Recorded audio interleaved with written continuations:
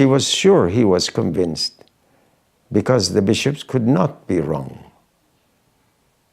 And so the bishops came, several of them, at her instigation. My father didn't know anything about it. Had them seated, waiting for him to come from work at exactly the right time. They were all there.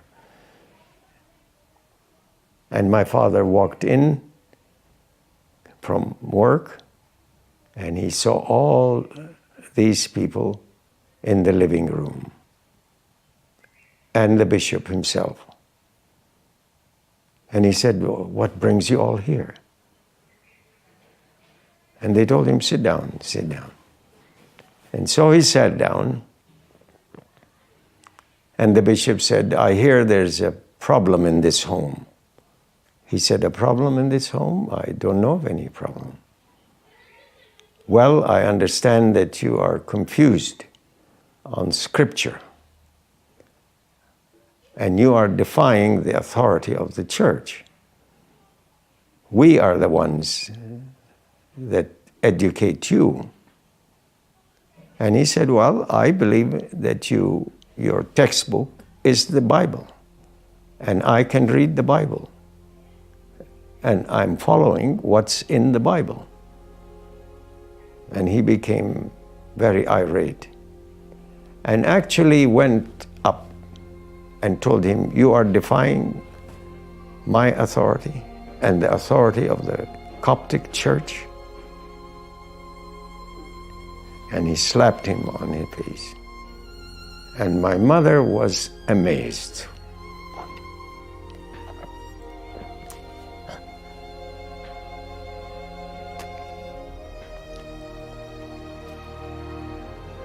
She said to the bishop, "Is that all you can do?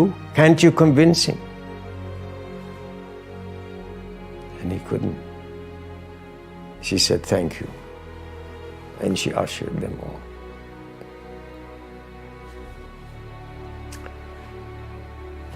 And that's how it began.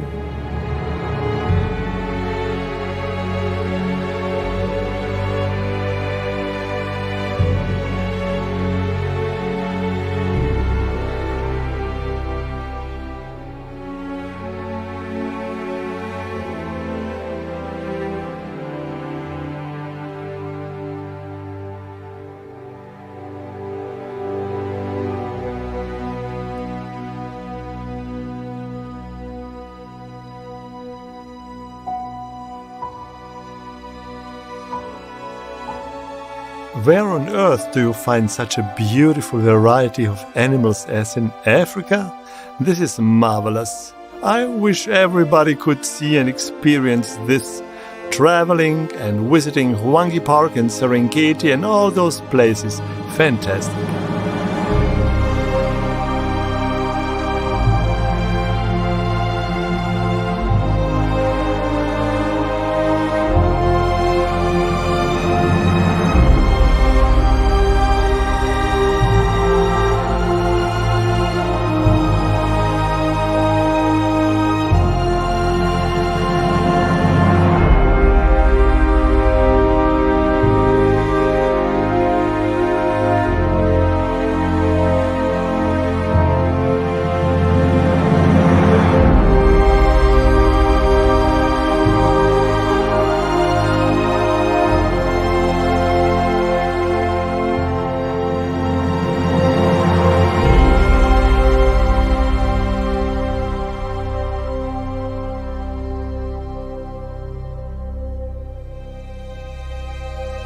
I had no choice.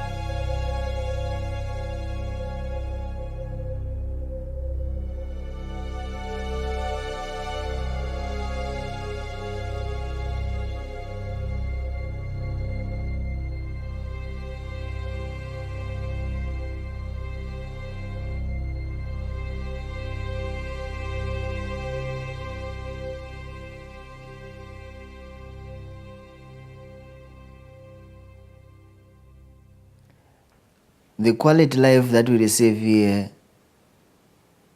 I know is the best quality of life. Like if you look the kids that are out there, yes, they might have family, But looking at some of maybe my friends, I'll say maybe my friends that I used to go with to school, we used to share like different stories. And they would say, "You came from an orphanage." I said, "Yeah, I am." And they would say, "But you don't look like you are coming from the orphanage." I said, "How?" I said, "Well, you are always happy.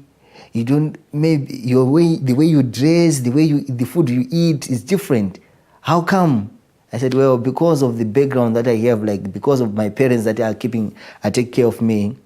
This is how we live, and this is how we eat, and this is how we dress. That's how you look me, maybe you see me doing." I said, "But we have family, but sometimes life is not easy." And I said, "Yeah, I know life is not easy, but you know, if you allow God to be in your life, yes, life will not be easy, but you have peace in your soul. You'll be always happy. Yes, you might find difficulties in life, but it's better to have peace in mind if God is there."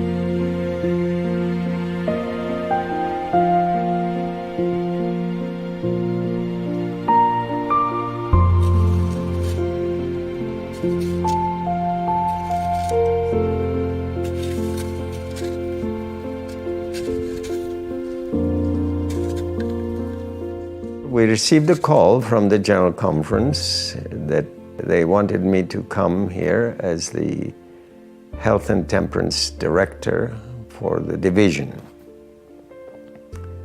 And we accepted that call because really that was our heart desire. We had educated all of our children. They were all married. And they had children. We had no business really now anymore. So we accepted that call and came, and we were in that position for 8 years. And after we announced that we were leaving and were selling our furniture, Catholic and evangelical pastors came to my office and said, "We hear that you're leaving." I had done public work in many areas in Zimbabwe and other places. AIDS was killing a lot of people. And I was lecturing and teaching in many areas here. And they said, "How can you leave us? We need you." People were dying everywhere. Streets were full of children that were orphaned. And I felt that we need to do everything we can. And I told them that it's very difficult for us to stay here and work, or even if we didn't get an employment, to stay in Zimbabwe. So they said, "Can you give us your passport and your wife? We'll take care of that." So I gave them the passport, and we still have it. And they came back and said, "You are now a permanent resident." And I said, "What does that mean?" He said, you can stay, you can leave, but you can always come back. We're asking you to please help us. So we felt it was a Macedonian call, and it was a terrible situation that was devastating the country. And my wife and I decided that, maybe that is something that we should consider very carefully.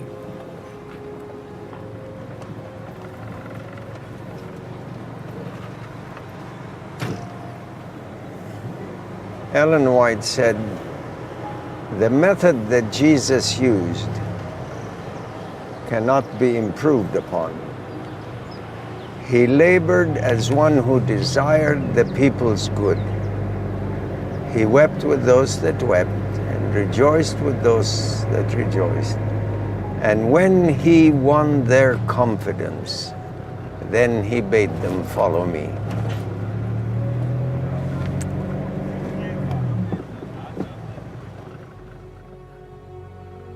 Yeah, we thought we'd come here for a few years, and then that was, he was like 57. We'd spend the last years of our life here and then probably retire. And I knew in my heart that he would never retire. He's not the kind of person to retire. And I used to tell my kids, and I know they would verify that, I said, I'm scared to death when Daddy retires. Because when Daddy retires, then I'm going to be put into work like I never knew. But I didn't have any idea of what I was in for.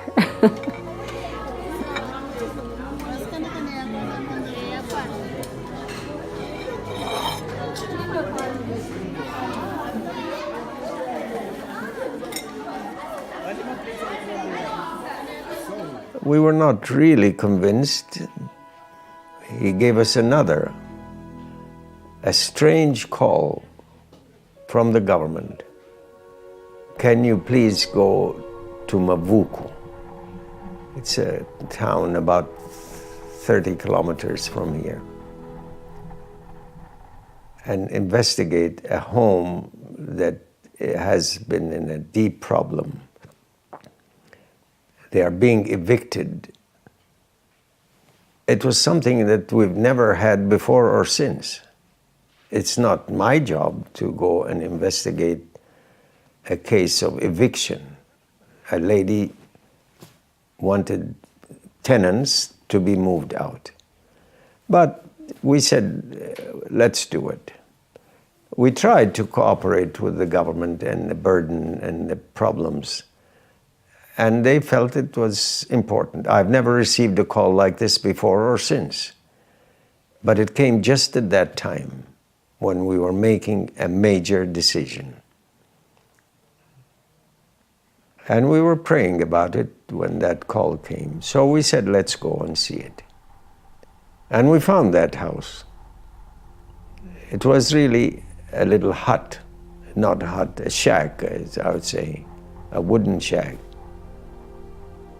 And we knocked at the door, and a girl opened the door, and she was 16 years old. She was the head of the home with 10 children. No furniture, nothing. And I said, my wife was with me, and we told her that we are not from the government, but the government called us to see what your problem is. You have a problem. What is it? She said, the tenant over here, the landlord wants to kick us out, and we don't have any place to stay. I said, why does she want to kick you out? Because we don't pay regularly, and we don't pay what she wants. I said, how much is she charging for this shack? She said, $40 a month. How much are you getting from social welfare? $30. Well, I said, how do you live and how do you make ends meet? And she said, I work at night. And that was like a knife in our hearts. My wife and I said, here is the situation. What shall we do?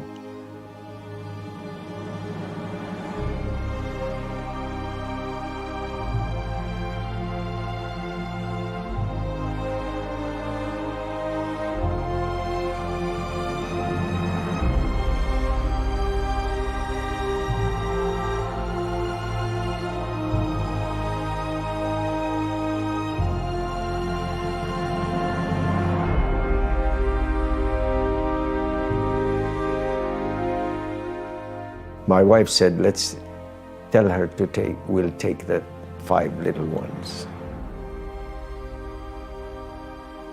So I told her, if we take the 5 little ones, would it help you? And she said, no, you take us all or leave us all. We have lost our parents and we don't want to lose each other. They came from 2 families, brothers, and they both died, and the wives died, leaving these 10 children. We said we don't have room for and can't take all of you, but we can take this 5. She said no. Very definite. So we went to a big store, it's bulk purchases, and filled our van with food and went back and gave it to them and said, maybe this will help you a little. But if you change your mind, here's my card, you call me. I don't know why I did that really, because I thought the case was closed and very unlikely that she would change. But a month later, she came to my office and said, I've changed my mind. You can take the 5 little ones. And that's how it started.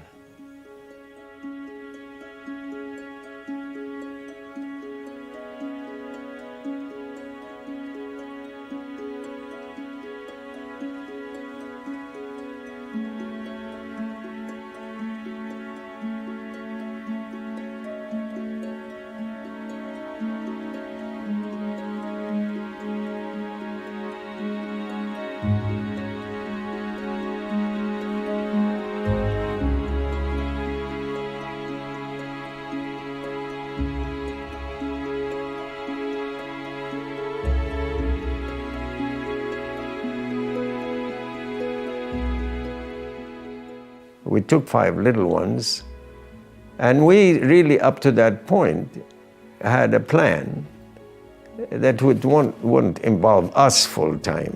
We were going to hire a couple to take care of the children, and we'll pay them and pay for the expenses. And we would still have our hands clean. But God had other plans.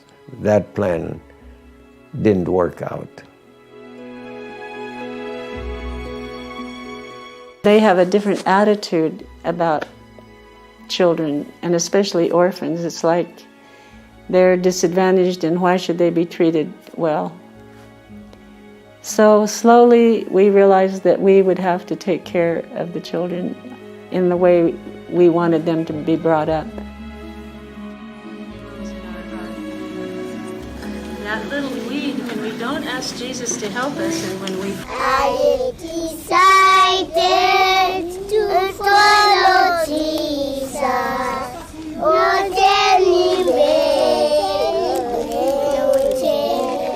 Well, it did really frighten me, because when we came here, there was nothing. It was just a swamp.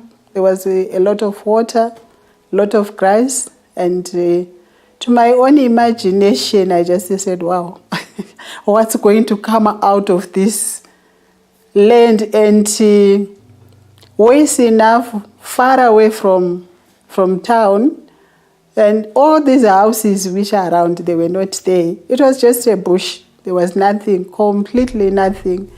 And to think of it that you have to provide water, you need electricity, you need better facilities, and it was frightening. And when we first built the house, the main house down there, Dr. Farag used to work 3 months here and 3 months in the US. So whenever he was away in the US, I'm the one who was taking care of the whole place. That was really scary. I would pray day and night that, Lord, just to keep this place out of danger, and especially for the children. I would pray that, Lord, just to help that no one gets sick, because I don't want to be running up and down, going to the hospitals and things like that. And the Lord was so faithful. We never had any challenges when Dr. Farag was not here.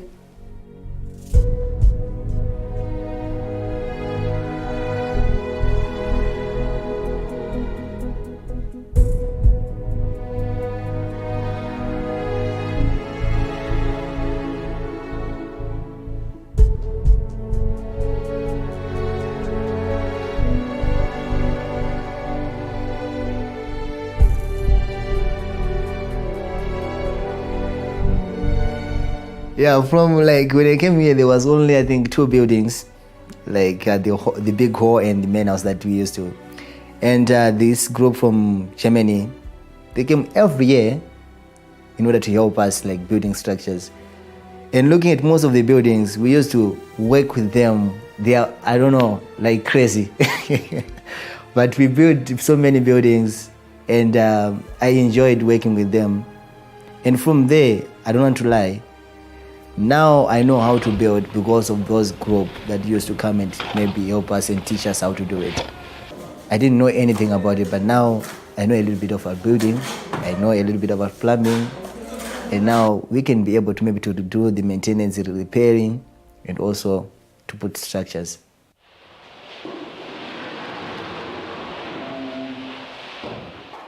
The orphanage started with a single building for girls and boys, with a kitchen in its center, and that was it. There were altogether, well, maybe 40 children. But the premises have developed in a wonderful way. Later we built more houses, a chapel, apprenticeship workshops, guest houses, and even built a clinic so the people and the orphans as well could be taken care of. So the site kept growing. And now we even erected a school, classrooms actually, which means the children not only live here, but they are also able to attend their own school. We built apprenticeship workshops so that after finishing school the children can learn a trade or craft. The facilities have been extended in such a way that today there are like 15 or 16 buildings.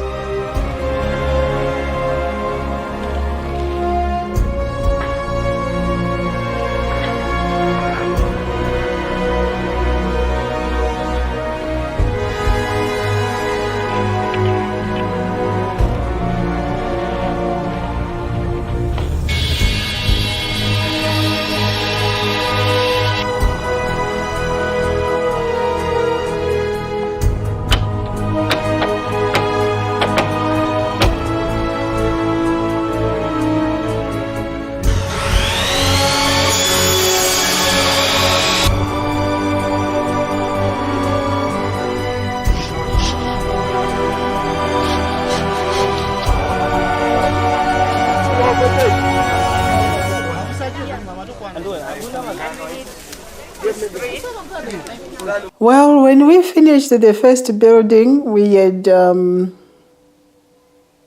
more than the number of children we needed. We thought we were only going to take about 48 babies. We thought the house was going to accommodate only 48 children, but I guess we had more than 100. And that's when the place started growing. One thing which I've learned from Dr. Farag is whatever he has put to his mind, you will realize his dream. Whenever he thinks of something, the dream will come true. So he has dreamt of expanding this place. From that time when we built the first house, every year we are seeing another house being built. So it's still growing.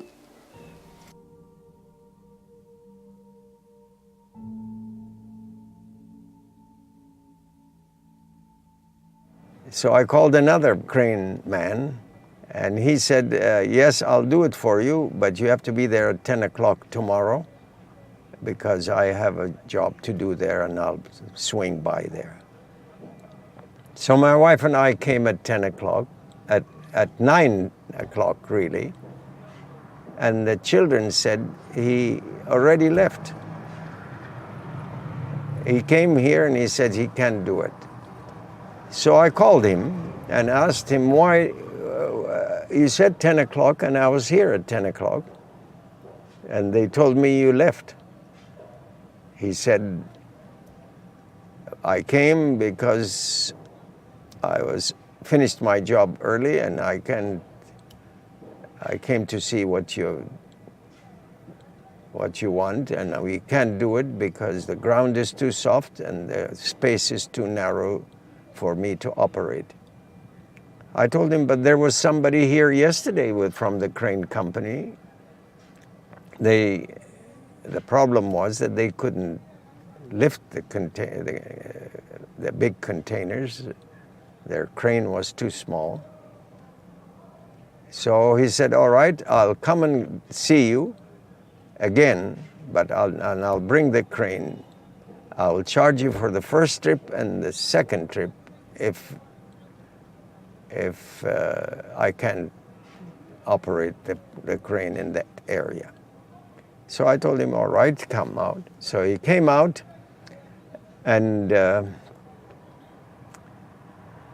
he examined the area and he ordered his boys to come with the crane. He said, this is very suitable, we should do it. And this man not only lifted the containers and put them in place, but when he saw the children and saw them so happy and clapping when the cranes were lifted and the containers put in their place, his heart melted. And he said, how many children do you have? Well, at that time we had about 30. He said, here's some money. He gave me a wad of money and he said, you buy yourself a cell phone. I tried to call you to tell you we cannot come, but I'm glad that I could do this. This man has been helping us from that day to this. In fact, the cement that he used was all bought by him. He gave us 50 bags, and this is not the first time. And often he not only helps us in this, but gives a monthly contribution to help the mothers. So he has been paying for the mothers from that is now over 19 years.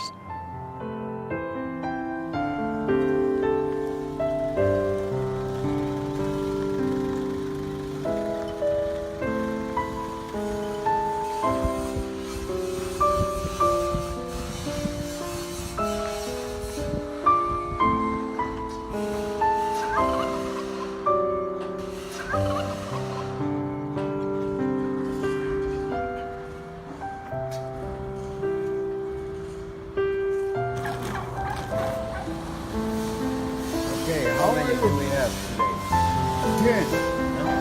10. 1 0. 1 0.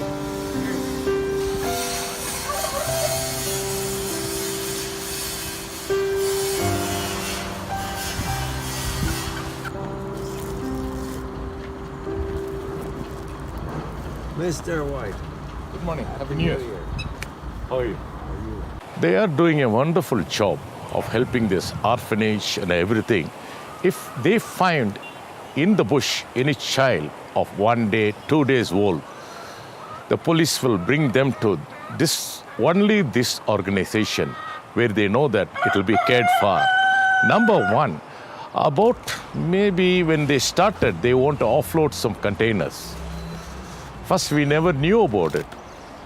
Then we said we charged them also. But the second time, our crane got stuck in their yard. So I went there. After going and seeing them, the work, what they're doing, not in such a large scale, but they were starting at that time. It was so wonderful to see them that I said, in future, we'll do it free. And whatever you need, you can come and ask us. We will be very happy to help you. Now we are maintaining their fleet, and we are, by the charity way, we are doing something, but it's very small, a small drop in the ocean, but still many drops makes the flood. Now, as for him and for Grace, when they come and appreciate me, I tell them, no, please don't thank me. Thank the man above, who is the man who has given everything for us. From him we are giving you. Tanaka! Tanaka!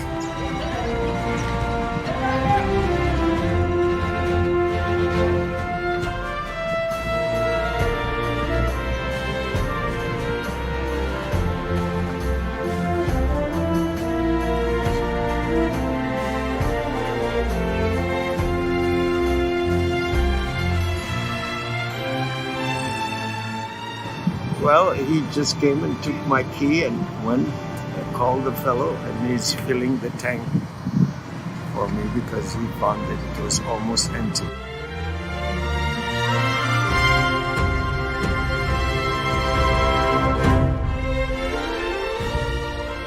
Our nursery was very crowded.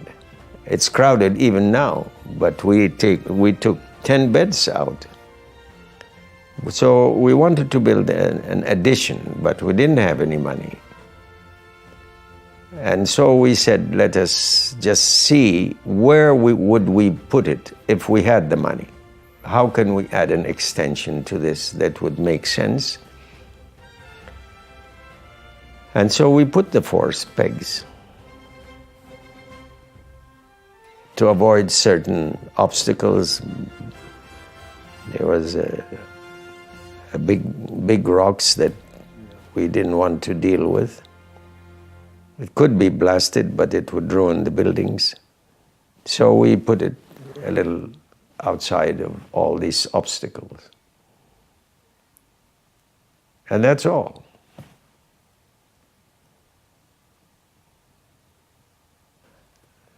And then within a few days, not over 48 hours, we received a call, and it seemed like it's very urgent. They said, you have been selected for a very big project. Do you have a project? I said, yes, I have a project.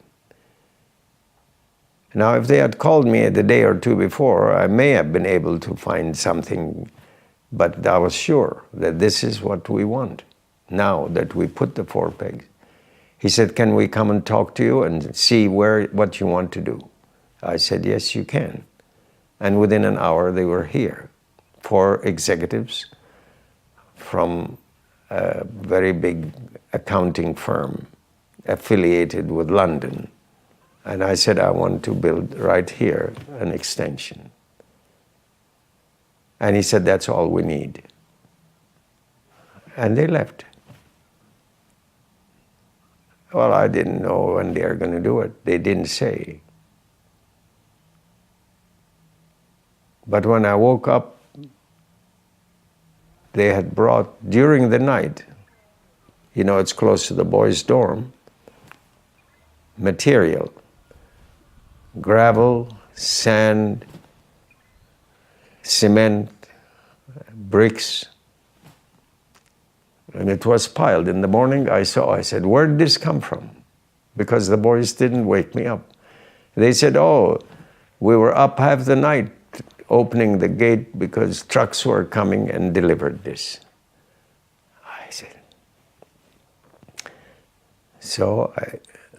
I said, now we have all of this, but we don't have the workers.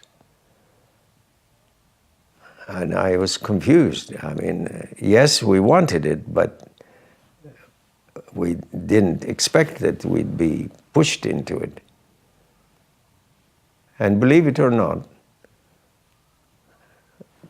Pastor Musara, who is now the president of the union, called and said, Dr. Farag, we have 8 workers here that have been stopped because there are building inspection problems and they are sitting here. Can you use them?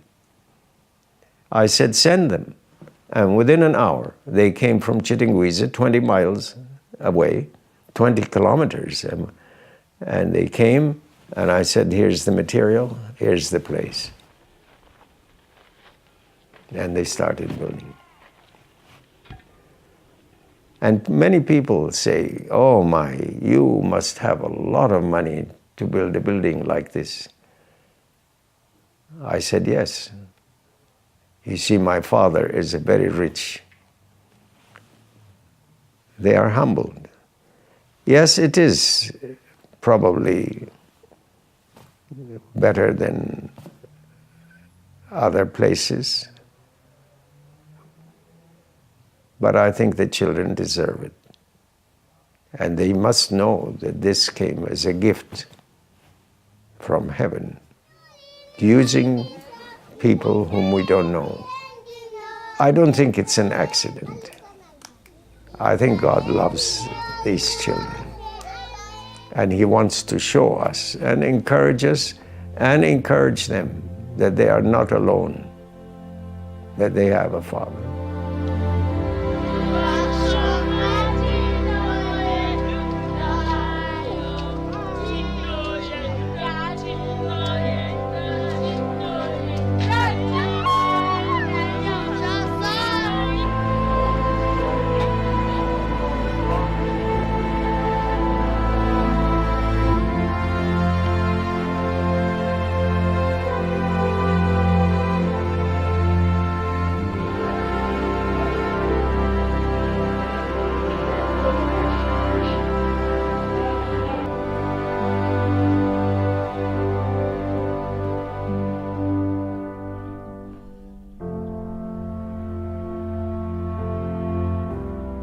It is interesting to see that the children have such a natural relationship with Saleem Farag.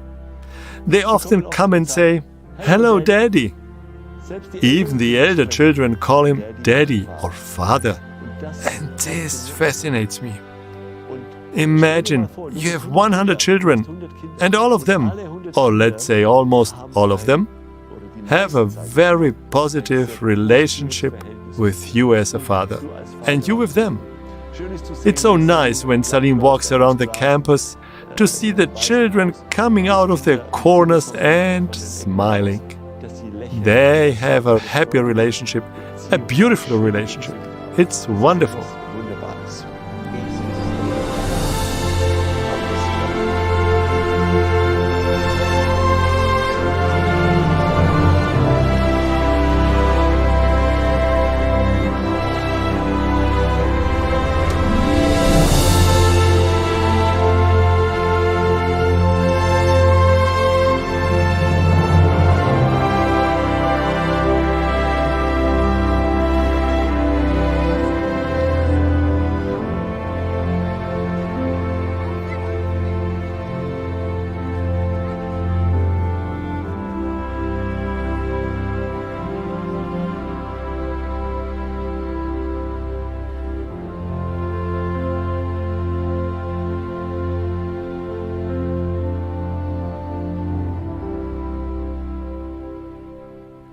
It is clear that our Christian Western culture is also bearing fruits here.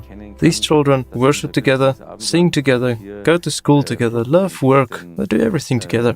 They're like a big family. You can see that they all accept the Farags as their parents, and they are indeed parents to all of them. These children trust and know that even being elderly people, Grace 80 years old, Saleem 88 years old, that they are still ready and willing to make sacrifices for them. You know, it's not so easy to take care and love 70 or more children. Just think of the laundry alone and all the other stuff needed. This is when you realize that there must be a greater purpose behind all this. Our question is general, but has become unpopular. People today prefer to avoid this matter. But what is the aim in life? Do we still believe in a new earth waiting for us? What are our lives all about? In a postmodern world, we appreciate the privacy of our homes. We fulfill our assigned roles in the community, in the world, and do our own thing. In addition, we do some sport, we have some vacation. Really, what is it all for? In this respect, there is not a big difference between our country and this one. The purpose of life is not merely to accumulate goods, what car you drive, what house you live in. Of course, we try to succeed like everyone does, that's okay. But do we have a final destination? To be honest with you, when I see those people, Dr. Farag and Mrs. Farag, they are my parents. And I respect them. At first, I thought of why did God take my family, like my biological mother and father. But right now, in my heart, I know He had a family for me, which is Dr. Farag and Mrs. Farag. When I look in their eyes, they see me as their own son. And when I look at them, I see them as they're my own parents. And because of that, it keeps me going and want to help them in whatever I can in order to make this place go. Our goal here is to equip them physically, mentally, and spiritually so that they not become successful and cheat and steal and in this environment the corruption is the way to go. Then we have not succeeded. We have succeeded to make corrupt people. But our goal is to make them succeed here by being honest, but to also have a chance to hear the words, "Well done, thou good and faithful servant, enter into the joy of your Lord." I think if we don't do that, that's good. But any people, anyone can do that. But that's not our goal at all. Our goal goes beyond that. Yes, that is part of it. You can't fail here and then succeed there. I want them to succeed. But it doesn't stop there. And I think we are succeeding. We may not win them all, and Jesus didn't win all his 12 disciples. That's expected. I expect that. And not everybody is interested. But to those who are interested, it would be a mistake to ignore it or to minimize it, because that is really the most important. This life is short, and I think it's important that they succeed and achieve. But if they miss the other, they have failed. So we see these children, yes, they are destitute and can't see the future, but we help them and help them to have a future with the help of many, many people. We are only an instrument. God helps us and gives us health and strength and gives us the necessary wisdom to deal with the many, many facets, both government and non-government, and buildings and food and shortages, and economy that was very, very difficult.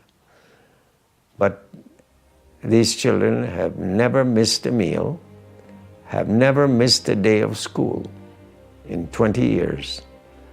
And we see these children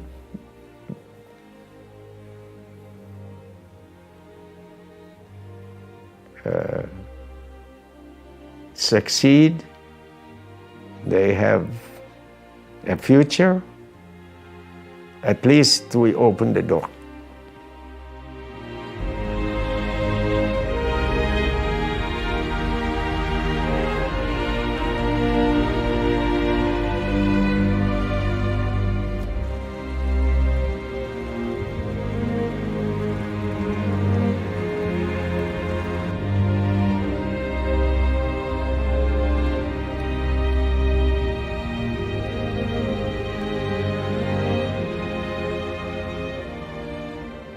Well, we needed to feed the children, and we needed bread.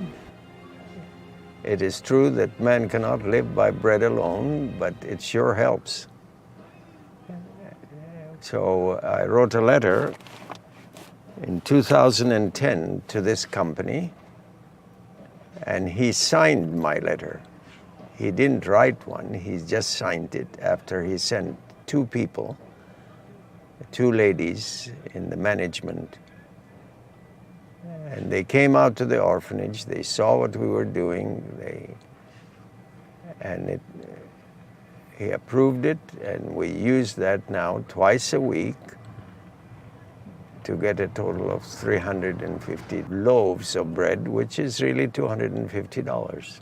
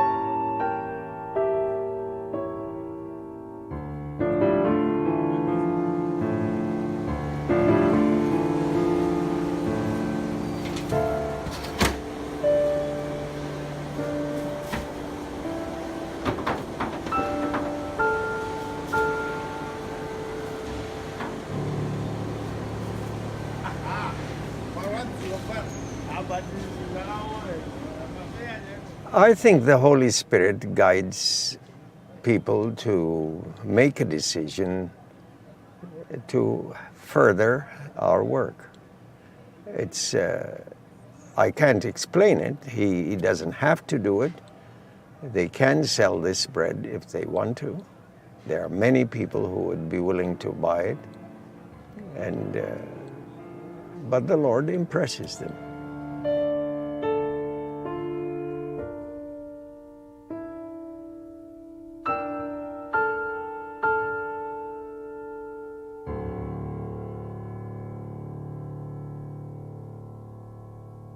Many people, including our builder that you saw, Mr. Sabanda, who is a member of the Zayoja Apostolic Faith Mission, he comes and helps us to build.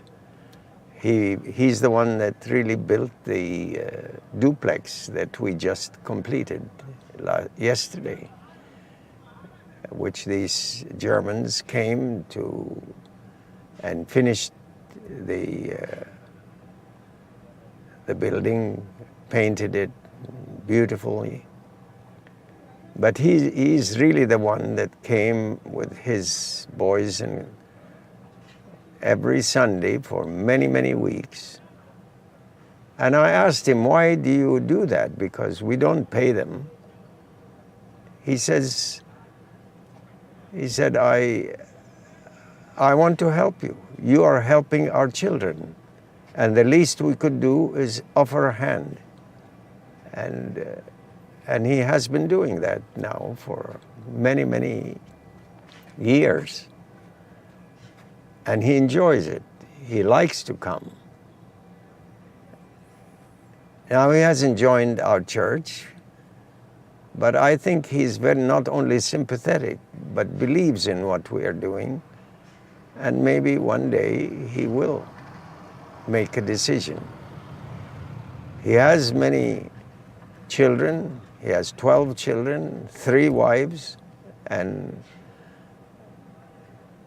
yes, he may not be meet the standard of our church, but the Lord is working with him and with his children, whom he is training also to help others.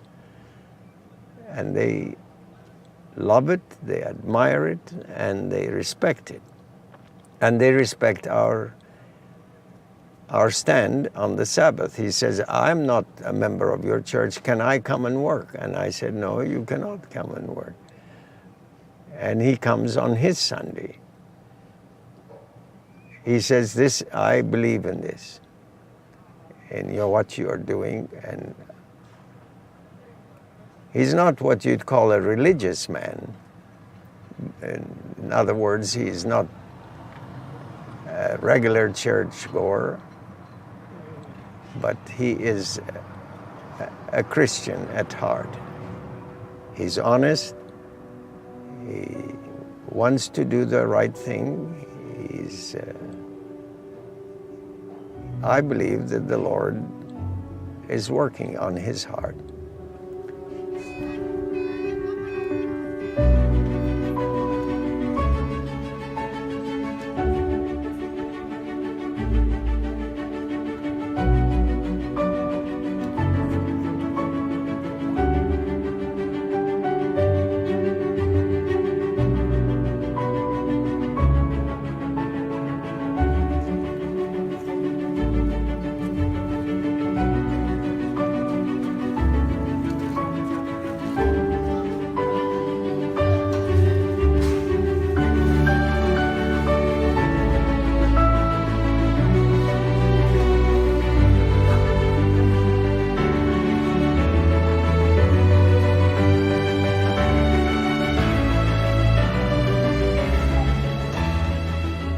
Sometimes we'd wonder if they really care about you, or I used to wonder back then if they really care about you. But when you see someone coming to you, approaching you in a dignified manner and ask you about your future plans, what do you want to do?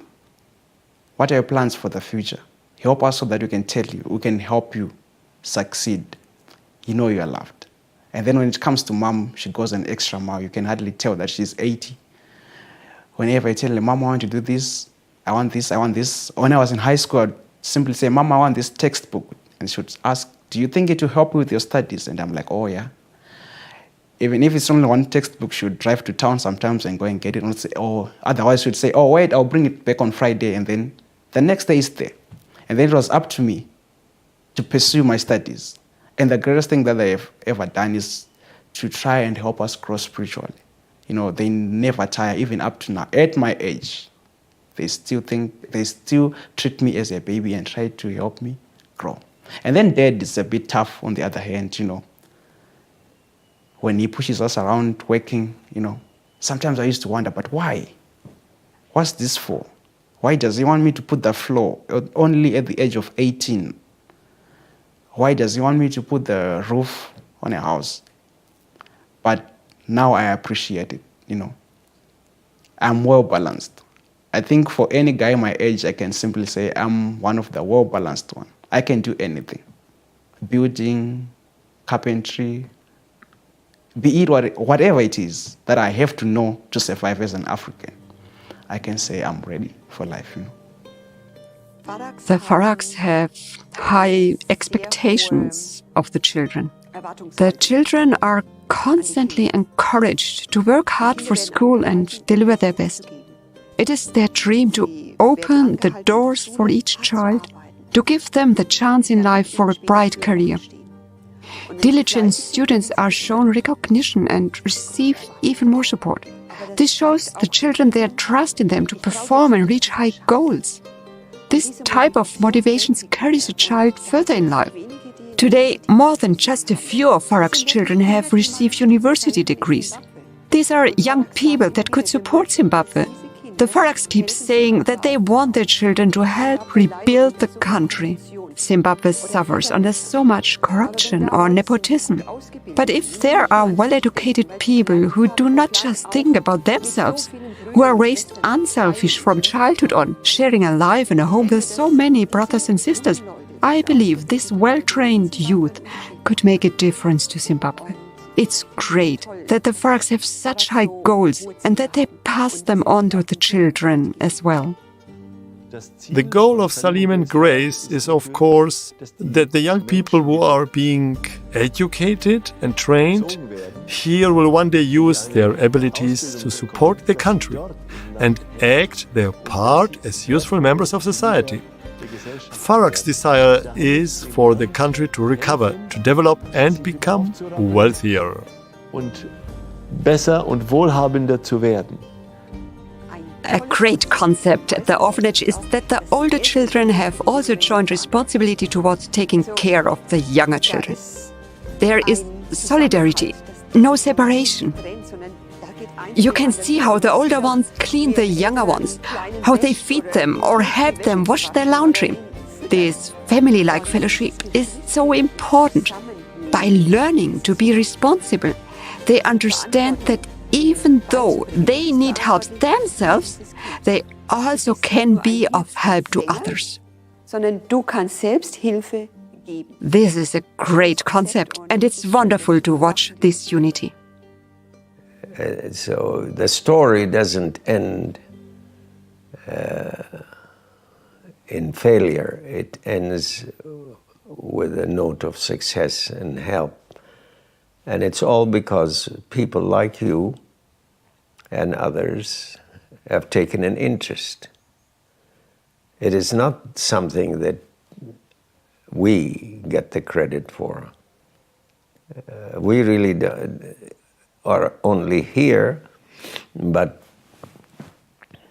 it is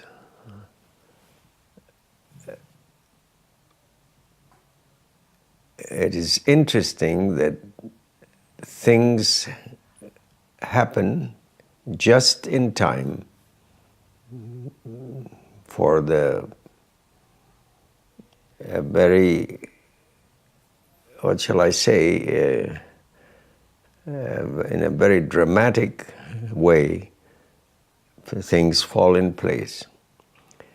We had 4 children that needed to go to university. And a man from the street. He was driving and he saw our sign. He said he's seen it many times, but he decided to come and find out what is Newstart Children's Home.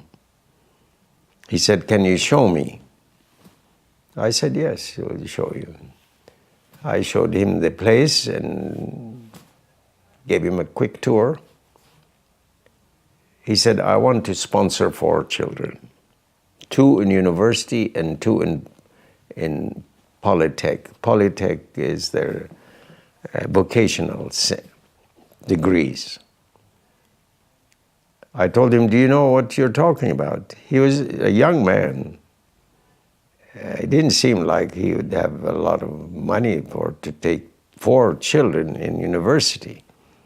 He said, "Yes, I just finished university. I finished my MBA and I want to do that. My wife and I decided that we want to do that." So he is sponsoring 4.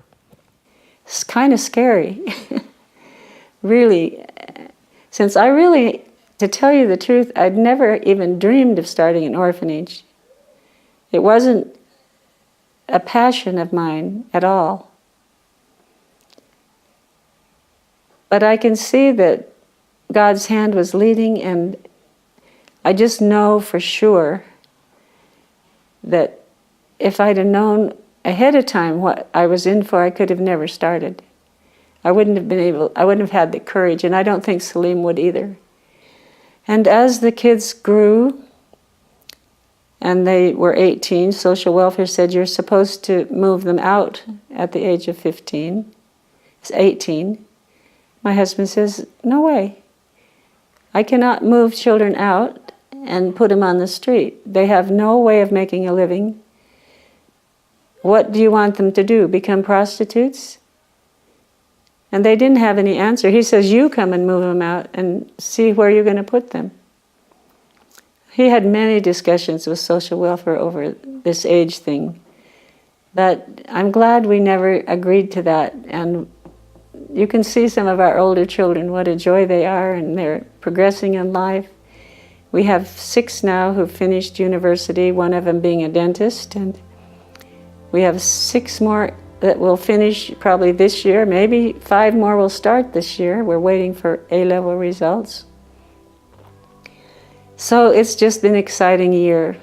Actually, I see many, many miracles from this place. This place has actually increased my faith, because there are times when we have really run out of all supplies and we think, what are we going to do the next day? But the Lord will always send someone. I don't know. Maybe they are angels in form of human beings. Someone will just drive in and see, I have seen a sign outside which says it's an orphanage. I just want to know what you do here. You take time to explain what we do here. Then some people just shed tears and leave. But some will say, "Okay, I'll be back in a few minutes." When they come back, believe you me, their truck is full. And with everything that you have run out, then you just go inside, kneel down and just say, "Thank you, Lord, for your goodness. The kids have something to eat." This has happened on so many occasions. And we have seen the hand of the Lord. Even in the buildings, people will come and say, "I'll donate the roof." Some will say, "I'll give you some bricks." And others will say, "I'll give you the cement." So we have really seen the hand of the Lord working in this place. My idea in growing up as a woman was that I could be supportive to a man, never in competition, but to help him reach his goals. And of course that depends on the man. My husband was a very godly and spiritual man, and I realized very early on that he had amazing potential for organization and for doing some very important work. I had no idea what that would be, but I knew that he had great capacity in his life and that God would use him. And I wanted to be a support, and I can truly say that throughout our marriage, I have not pushed any agenda of my own, but I've just enjoyed supporting him and seeing what he could do. Not that I had no abilities, I don't think that was it. I just felt like a woman's place is to take care of her children, to help bring her children up in a godly atmosphere and support her husband, and that's what I really wanted to do. And I felt very rewarded in doing that. It wasn't like a job or something that I felt like I was pushed to do. I just felt like that was my pleasure and my joy to do that, because his success was my success. And so I always felt really that the Bible says, yes, you're equal in the sense that you work together, but a woman is the one who takes care of the home and the man who's out in the world, and he has to earn the bread, but he has big responsibilities, and especially someone whom the Lord has laid certain responsibilities are, then a woman's job is even harder because she has to uphold the standards and she has to help her children uphold the standards. And it would have been extremely disappointing to my husband if his children had gone astray and not been a part of our lives in a positive way. So it was really an honor for me and a pleasure to be his wife and to take care of his children and to support him in any way that I could. And it was joyful even as they were young. They would sing together. I remember even in Australia, they were just, first, second, fourth grade or whatever. And they would sing together for the big church. They had lovely little voices and they continued to sing together. And when we finished our term, wherever we were, they would sing together and I would play the piano and he would speak. And we worked together as a team and as a family. And life was very joyful for me. Since I got here 17 years ago, things started changing in my life, like my spiritual life, the way I used to eat, the way I used to dress. I thought I was nothing before, but now I know I was made in God's image and I'm precious in His eyes. Like reading the Bible, knowing the 10 Commandments and how the world was created, from the beginning up to the end, and what is the future for me, it brings me joy that there is something, there's a purpose for me to be on this earth.